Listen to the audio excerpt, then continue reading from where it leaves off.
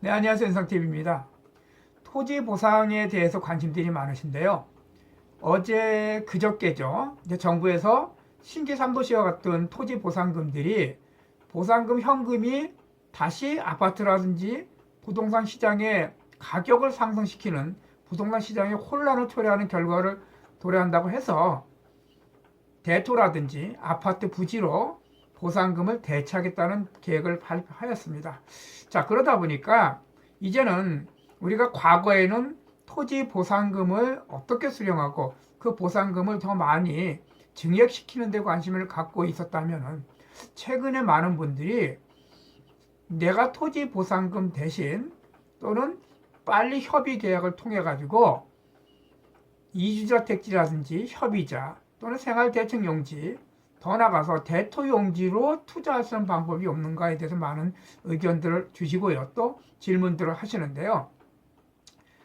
최근에 전남인가 한평인가 그렇죠. 전남 한평에 어떤 여자 사모님이 전화를 주셨는데요.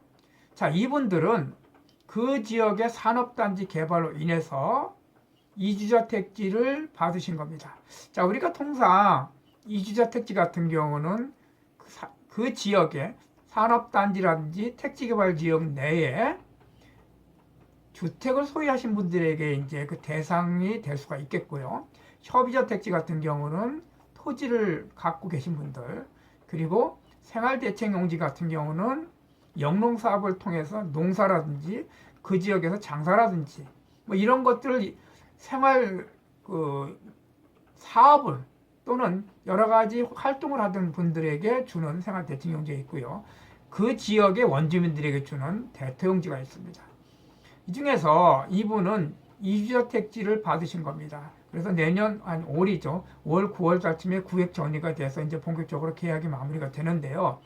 문제는 이 이주저택지를 받게 되는 대상들에 대해서 과거에도 그랬지만은 우리가 이제 딱지라고 그럽니다. 일명 권리죠, 권리. 이것을 투자 포인트로 잡는 분들이 계세요. 그래서 아직까지 명확하게 실질적으로 구획이 정리가 돼서 LH라든지 산업단지 그 시공사로부터 그 이주저택지에 대한 권리를 가졌을 뿐이지 아직까지 소유권 이전 받지 않은 상태에서 이 딱지라고 해서 이 권리권을 투자하신 분들이 많습니다. 물론 이것이 뭐 불법이라고 보기도 어렵고 단순히 하나 편법인 개념인데요. 그런데 과거에 이것이 관행적으로 투자해가지고 그것을 또 투자 포인트로 잡고 했었는데 실질적으로는 굉장히 이게 사실 위험한 투자 포인트가 될 수가 있겠어요. 왜냐하면 명확하게 구분되지 않은 택지의 어떤 권리이기 때문에 이것이 차후 어떻게 될지도 모르고 또 어떤 구획을 받을지도 몰라서 내가 주고 산 만큼의 가치가 올라갈지 그렇지 않을지를 알 수가 없는 겁니다. 자, 그래서 이것은 투자보다는 어떤 투기에 가까운 개념으로 볼 수가 있습니다. 자, 전화 주신 분은 이분은 아버님이 이주저택지를 받으셔가지고 근데 아버님이 고령이세요. 90세가 넘으셨고요. 자, 이 받은 상태에서 투자하려고 하는 다른 분들이 이 이주저택지를 딱지를 주고 계약을 하고 샀던 겁니다. 자, 그런데 이분은 따님이다 보니까 이 아버님이 연세가 많은 분이 이것을 이렇게 잘 모르고 팔았다고 말씀을 하시고요. 이로 인해서 이것을 어떻게 해야 되는지에 대해서 질문을 하셨는데요. 사실 이주저택지를 딱지 거래는 누구도 보장할 수가 없고요. 법적으로도 보장받을 수가 없다고 봅니다, 저는. 왜냐하면 이건 아직 권리잖아요. 정확하게 되지도 않고 이 사람이 그것을 계약을 할 수도 있고 안 할 수도 있는 상황이에요. 그렇기 때문에 이주저택지를 투자하시는 분도 그만큼의 위험성을 리스크를 안고 오는 거고요.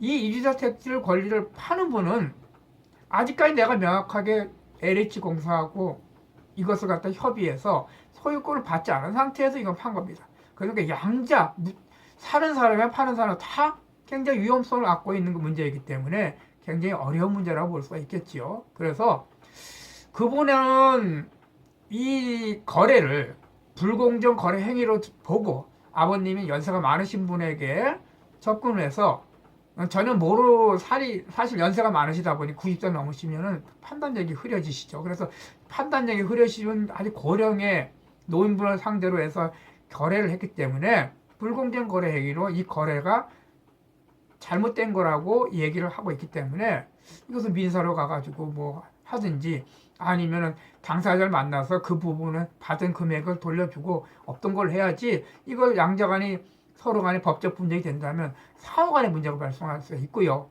더 나아가서는 이주자 택지를 받으신 분이 LH공사로부터 계약 해지가 될 수도 있어요.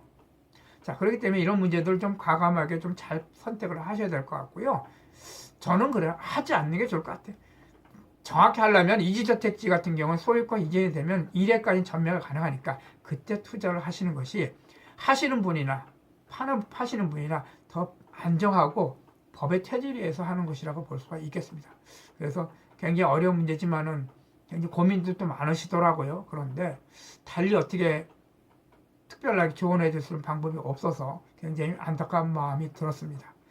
자, 우리가 이주자 택지라든지 협의자라든지 생활 대책용지라든지 더 나가서 최근에 이제 정부에서 더 강조하니까 대통령지 같은 투자할 때는 그 투자 포인트를 잘 보시고요. 또 그 다음에 이 대상자가 되시는 분들은 자, 이 택지를 대상을 받아가지고 어떻게 보유하고 있다가 투자 포인트 잡을지를 좀 더 계획을 정확하게 짜셔야 그것도 투자 포인트가 될 수 있다고 판단합니다.